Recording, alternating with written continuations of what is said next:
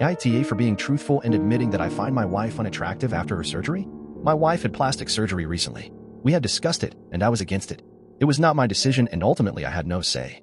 She looks weird now. She had the fat sucked out of her face, lip fillers, a neck lift, other stuff I don't really get. She gives me uncanny valley vibes now. It freaks me out. She is fully healed now, and she wants us to go back to normal. Like me initiating sex. I have done so, but not as much as I used to. And when I do, I try and make sure there is very little light. It's been a few months, and I kind of dread having to look at her. Obviously, she has noticed. She has been bugging me to tell her what's up. I've tried telling her I'm just tired from work. Or that I'm run down. Really anything except for the truth.